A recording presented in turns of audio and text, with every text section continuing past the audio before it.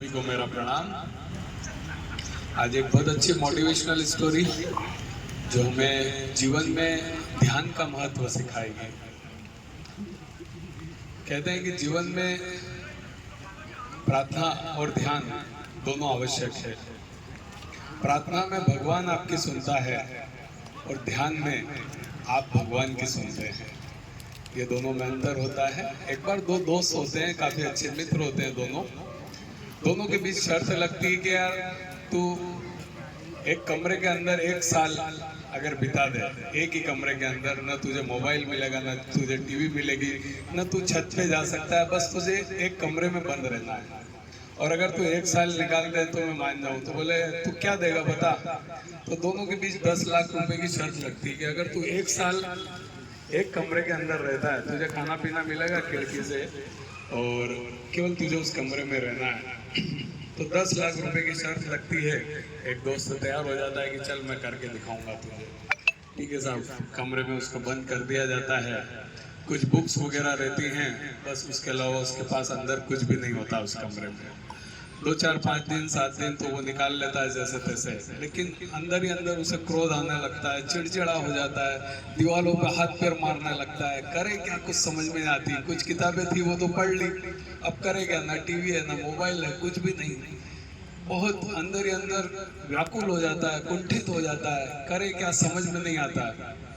और कई बार हार मान लेता। और वो एक जो घंटी उन्होंने लगा रखी थी कि जब भी हार मान ले भैया घंटी बजा देना तो हम दरवाजा खोल देंगे, तो कई बार वो घंटी तक जाने का प्रयास करता है, लेकिन फिर उसे याद आता है यार 10 लाख रुपए की शर्त है, यार मैं घंटी क्यों बजाऊं, और वापिस वो रुक जाता है। इस तरह वो 10 15 दिन किसी तरह निकालता है, लेकिन समझ में नहीं आ रहा था कि यार क्या करे, क्योंकि अकेलेपन से वो काफी बोर हो चुका होता है। ऐसे ही अकेले बैठे बैठे वो एक बार गिर के बैठ जाता है और अपनी आंखें बंद करता है, तो उसे अपने अंदर की ध्यान की शक्ति का एहसास होता है। उसे लगता है कि उसके अंदर कोई है जो उससे बात कर रहा है। उसे समझ में आता है कि मेरे अंदर कोई ध्यान की एक शक्ति है।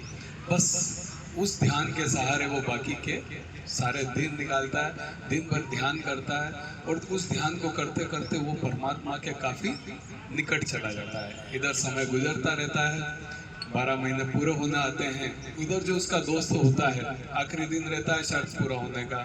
इधर जो उसका दोस्त होता है उसकी लाइफ में काफी कुछ गलत हो जाता है, काफी नुकसान उसको हो जाता है, उसके पास पैसा नहीं बचा होता है, और वो सोचता है कि आज मेरे मित्र शर्त पूरी कर लेगा और मुझे उसको 10 लाख रुपए देना होगा, कहाँ से दूंगा।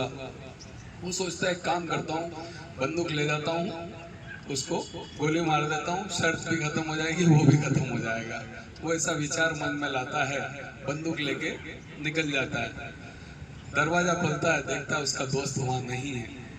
एक कागज वहां पर लिखा होता है, जिसमें लिखा होता है कि मेरे दोस्त, मैं अपने आप से ही ये शर्त को तोड़ रहा हूँ, और चाहता तो मैं 2 4 घंटे और रुक के शर्त पूरी कर सकता था, लेकिन मुझे तुझसे पैसा नहीं चाहिए।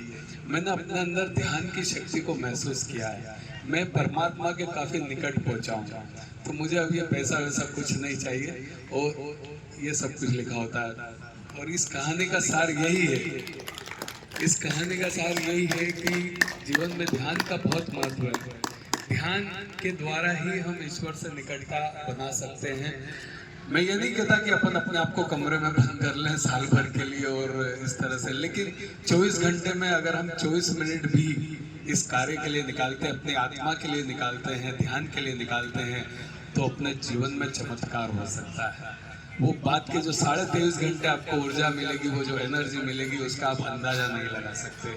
तो ध्यान का जीवन में बहुत महत्व है। इस कहानी का यही सार था। धन्यवाद।